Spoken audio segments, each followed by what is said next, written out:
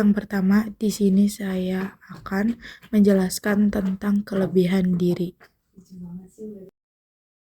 Yang pertama, jujur. Jujur adalah salah satu sifat utama yang dimiliki Nabi Muhammad.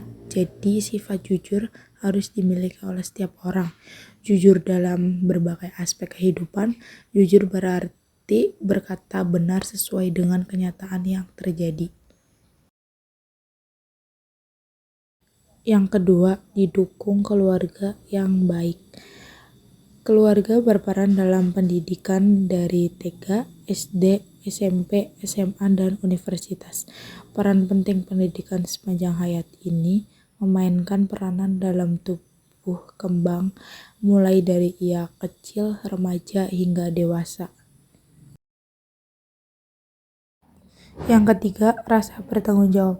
Rasa bertanggung jawab adalah melakukan semua tugas dengan sungguh-sungguh, dengan sikap yang bertanggung jawab, akan dipercaya, dihormati, dan dihargai, serta disenangi oleh orang lain.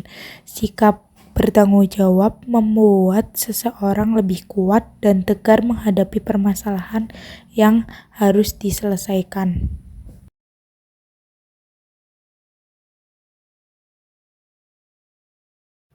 Yang keempat, menghargai diri sendiri. Dengan menjalani hidup yang positif, tegas, dan sikap menghargai diri sendiri, saya merasa yakin target yang saya buat akan tercapai, dan mencintai diri sendiri akan menimbulkan keyakinan bahwa saya mampu mencapai tujuan yang diharapkan. Menghargai diri sendiri tanpa perlu membandingkan dengan orang lain. Yang kelima, tidak mudah putus asa. Seseorang yang memiliki sikap tidak mudah putus asa ketika mendapat tantangan, tidak pantang menyerah, tidak akan pasrah pada keadaan, dan dapat bangkit dari keterpurukan. Sifat tidak mudah putus asa memiliki percaya diri yang tinggi dan yakin pada kemampuannya, lebih berani dan optimis dalam mengejar cita-citanya yang ingin diraih di masa depan. Yang kedua, di sini saya akan menjelaskan tentang kelemahan diri. Yang pertama, sulit beradaptasi dengan orang baru dan lingkungan baru dapat menghambat saya untuk mengasah kemampuan berkomunikasi dengan orang baru. Yang kedua, tidak memiliki skill di bidang studi yang dipilih dapat menghambat saya untuk memahami dan mengembangkan keahlian di bidang studi yang dipilih. Yang ketiga, sulit mengambil keputusan dapat menghambat saya menyelesaikan permasalahan yang kompleks. Yang keempat, suka menunda mengerjakan tugas dapat menghambat saya untuk mengembangkan kemampuan penelitian yang baik. Yang kelima, kurangnya relasi dapat menghambat saya untuk membangun jaringan profesional atau networking yang berharga. Yang keenam, kurang bisa memanage waktu dapat mempengaruhi saya dalam belajar maupun mengerjakan tugas atau melakukan kegiatan yang lain.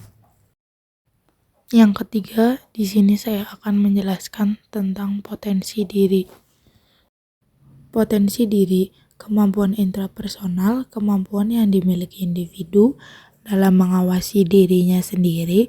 Kemampuan ini berkaitan dengan individu dalam memahami dirinya melalui pemahaman bakat yang dimiliki, sikap, dan kepribadian dirinya. Yang mempunyai kecerdasan intrapersonal dapat dengan mudah mengakses perasaannya sendiri, membedakan berbagai macam keadaan emosi, dan menggunakan pemahamannya untuk membimbing hidupnya.